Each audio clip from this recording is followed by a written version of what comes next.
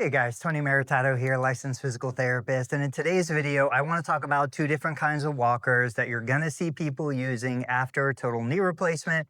We'll talk about pros and cons of both, when's the right time to progress from one to the other, or if you're going to go to a straight cane or no assistive device. So this is pretty much the standard walker that most people will get after a total knee replacement. A couple things that you'll notice about this is really for more stability. This, a four-wheel rollator, is for mobility. This is going to do really well inside the house, negotiating on stairs, tile, vinyl, wood flooring.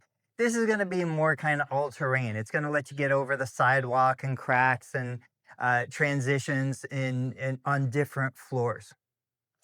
When a patient has a knee replacement, usually in the first days at home through the first 4 weeks, they're going to be using this kind of walker because it is safer. It gives you more stability. Now, to properly fit the walker to your body height, what really should happen is you should stand with your arms relaxed inside the walker. This little bump, it's called a styloid process. This little bump on the outside of your wrist should line up with the handles when I'm standing straight.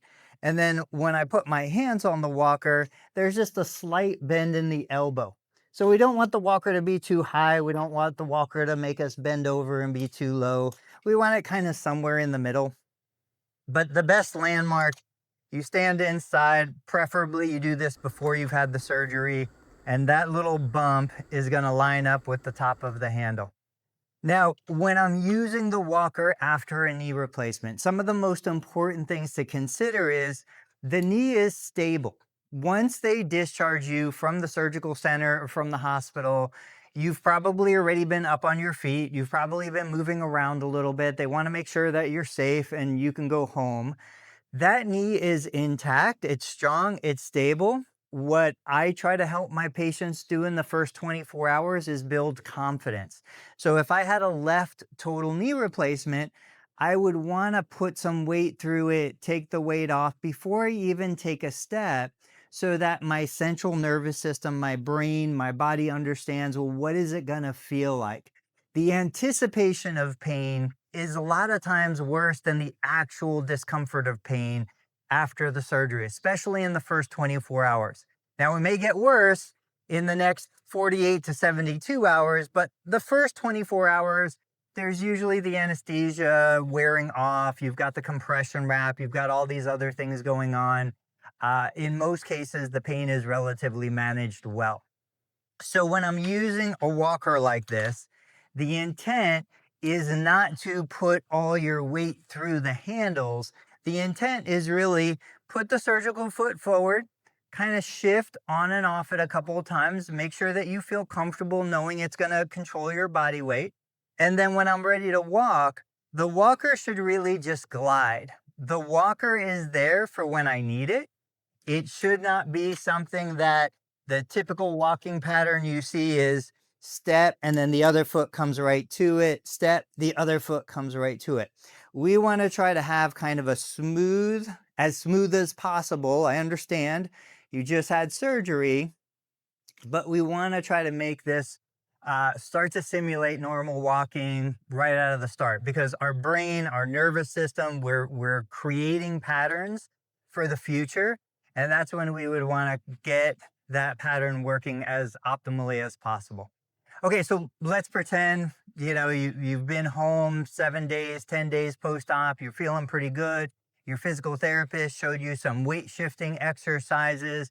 Your range of motion is coming together.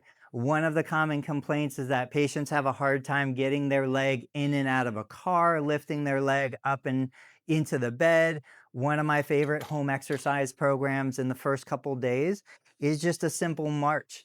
Get that hip flexing, this marching action on the surgical side. It's going to help with knee bend. It's going to help with hip flexion or getting that leg up and waking up the quadricep muscle. But it's also going to help with heel-toe gait pattern. Once we've progressed, maybe you're past the walker, but you're not quite ready for a cane. If you already have a four-wheel rollator, the same principle applies. So I would stand inside the rollator. You can see this one's just a little bit low for me. The difference is when we're adjusting a standard walker like this, you adjust it from the bottom. These knobs, you push the button in, they'll get taller or shorter. On a rollator like this, you're adjusting it from up here at the handle. So I would typically bring, for somebody my size, I would bring those handles up just a little bit so that the top of the handle matches the styloid process. But when I'm walking with the rollator, I'm really trying to do the same thing. I'm trying to allow my body to move through space. I'm trying to feel the heel-toe contact so that I'm walking as normally as possible. I'm staying upright. And of course, I'm not relying on the walker to hold me up. When I'm ready, the nice advantage of the rollator versus the standard walker, I can lock the brakes. I can usually turn around. I can take a little seat to rest if I need to. When I'm ready, I'll get back up. The rollator though, once it starts to get away from somebody, it's really hard to kind of control it. So that's why I said earlier, this is for mobility. This one is for stability. But in the physical therapy clinic, regardless of which walker you're using, one of my favorite ways to just help people understand walking patterns, symmetry, heel-toe gait pattern, is to use what we call an agility ladder. Now you can pick these up on Amazon. You can pick them up just about anywhere. I can have the walker run along the outside of the ladder.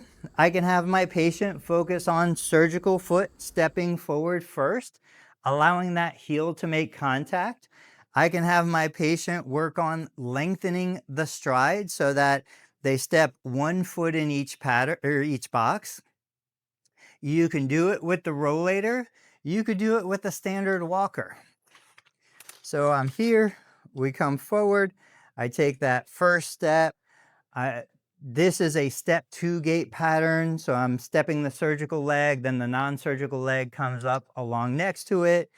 If I want to demonstrate a step through, basically the same thing. I go heel, midfoot, my other foot goes to the next box.